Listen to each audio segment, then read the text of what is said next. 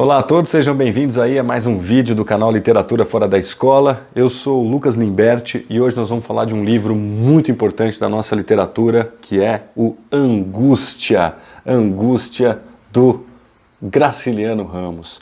Um livro muito especial, um livro muito significativo dentro da literatura do Graciliano Ramos, porque ele vai tratar de dramas humanos sob a perspectiva psicológica. O Graciliano Ramos, todo mundo sabe, ele é um dos principais escritores da segunda geração modernista, aquela que vai de 1930 até 1945, considerada a geração do regionalismo.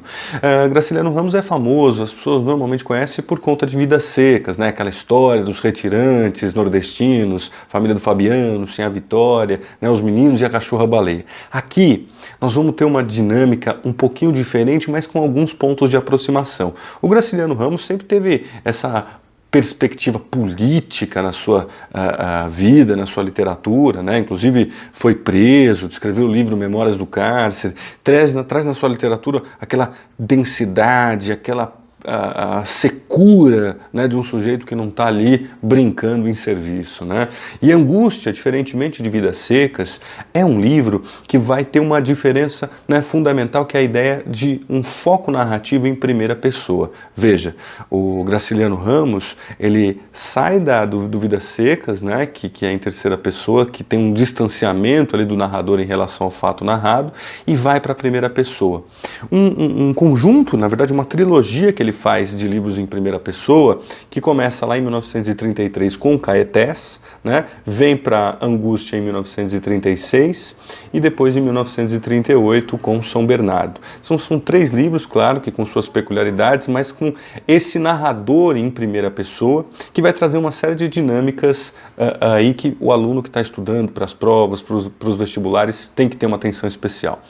Então, o nosso personagem principal aqui é Luiz da Silva, então um narrador em primeira pessoa que vai contar as suas memórias, né? E a história do Luiz da Silva é uma história angustiante, claro, o próprio nome diz, muito angustiante, no que diz respeito ao lugar que ele ocupa na sociedade e que tem muito a ver, no fim das contas, com as próprias questões biográficas do Graciliano Ramos, não ipsis literis, né? Mas com alguns resquícios. Então ele se torna um jornalista, escritor, né?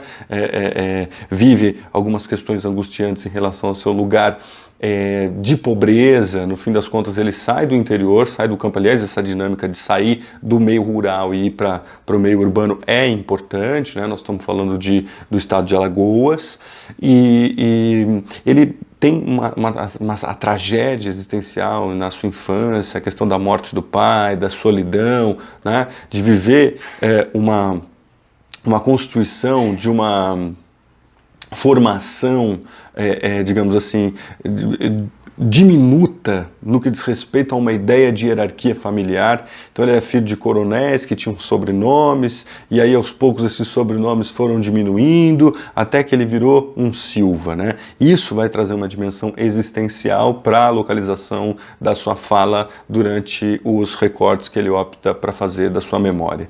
E aí depois ele vai se tornar um jornalista, segundo ele, um jornalista medíocre, que precisava escrever o que o jornal queria, não as suas próprias ideias, então como se ele fosse ali parte de uma engrenagem do dinheiro, no fim das contas. Então ele nunca tinha dinheiro para nada, nunca tinha se realizado amorosamente, né? Que é justamente no momento em que ele conhece a Marina, né? Então a Marina passa a ser essa figura que ele, digamos, se empolga, se apaixona pela primeira vez, e ela, na verdade, é uma moça vinculada às regras sociais no que diz respeito a até um espaço de submissão da mulher. Então ela coloca-se ali de maneira fútil na sociedade, ela, enfim, quer ficar com ele só se ele a pedido em casamento, que ele super simples ali, andava com seu chinelo, né, de couro, e ela queria, na verdade, um vestido, queria um pedido oficial de casamento, aquelas coisas todas, e ele vai vivendo todo esse drama. Um ponto fundamental da história, no que diz respeito a essa recuperação da memória, é justamente o fato de que esse livro tem um diálogo estrutural com o cinema. Você vai perceber que esses recortes de flashback, num primeiro momento, dão uma sensação um pouco confusa em relação à história, mas você vai percebendo que ele está nos retratando os influxos psicológicos da memória. E aí vários críticos já apontaram, por exemplo, a influência da literatura de modernidade do James Joyce, né, que era sair escrevendo de acordo com a organização do pensamento, que é sempre pouco orquestrada do ponto de vista racional, ele vai soltando, isso vai aparecendo, né, às vezes você fica meio confuso se aquilo de fato ele está vivendo ou se daquilo é uma perspectiva de passado. Tem uma parte da crítica também que fala que ele tem uma influência do surrealismo, que é uma das vanguardas artísticas do início do século XX, pensando no Dalí, no Magritte, no Buñuel, no Breton, né? Pensar também que essa organização de um sujeito que quer pensar na sua própria vida tem a ver com questões ligadas a um negativismo e pessimismo oriundo da filosofia existencialista, né? Então, por exemplo, as questões do Sartre, do Heidegger, ou seja, a racionalização extrema da própria condição faz com que o sujeito se sinta completamente pessimismo, e esse livro parece que ele tem uma poeira, uma fuligem, assim, um cheiro de cigarro, sabe?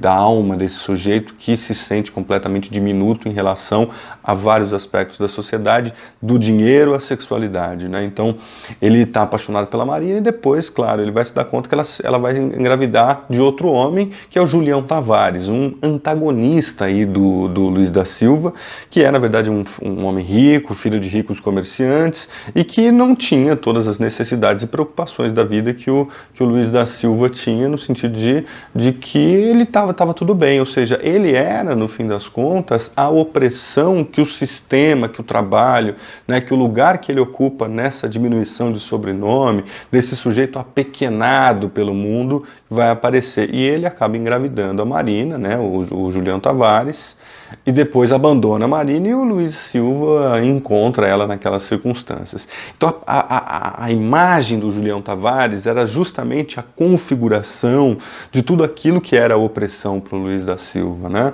Até o ponto que ele resolve então pegar lá uma corda e que é uma outra questão também, que como está na ordem do psicológico, fica aquela dúvida, será que de fato ele matou o Julião Tavares, ou isso era uma coisa da sua cabeça? Mas o fato é que está no livro que ele vai lá e enforca o Julião Tavares, e matar o Julião Tavares era, na verdade, fazer bem para sua própria autoestima, no fim das contas, era apagar aquilo que o oprimia, aquilo que simbolicamente o oprimia, né? Seja no âmbito social, financeiro, amoroso, sexual, né? Tem umas leituras psicanalíticas também dessa postura do Luiz da Silva, né? Trazendo alguns elementos fálicos no decorrer das etapas que ele retoma da própria vida, como é o caso das cobras no meio rural da infância, depois os canos vazando da casa, e depois a própria corda que ele usa para matar e enforcar o Julião Tavares, né? Então é um romance que tem, do ponto de vista técnico, muitas possibilidades de análise. Para quem vai prestar provas, vestibulares, vale a pena dar uma atenção nessa questão do fluxo do pensamento, nas estruturações das idas e vindas, dos flashbacks, das digressões, né? Do ponto de vista temático, pensar nesse lugar social e psicanalítico que o Luiz da Silva se coloca, se sente, né? Oprimido por tudo e por todos, essa sensação negativa, essa angústia existencial, e essa relação dele com o trabalho, com o meio, a passagem do urbano para a cidade, a relação afetiva também não realizada diante de uma projeção de um homem que racionaliza tudo, mas que acaba se apaixonando por uma moça que era fútil e que no fim das contas vai acabar engravidando de outro, e toda a depressão que leva um homem a tomar uma atitude como essa, né? Eu costumo pensar na possibilidade aí do Luiz da Silva ser uma espécie de Bentinho do século XX, né? Bentinho, claro, estou fazendo a menção ao Bento Santiago, que é o personagem da obra Dom Casmurro, do maravilhoso, majestoso Machado de Assis, que tem esse drama psicológico. Não estou fazendo aproximações de classe, né, porque eles são claramente de classes diferentes. Então o Luiz é pobre e o Bentinho é da burguesia, né?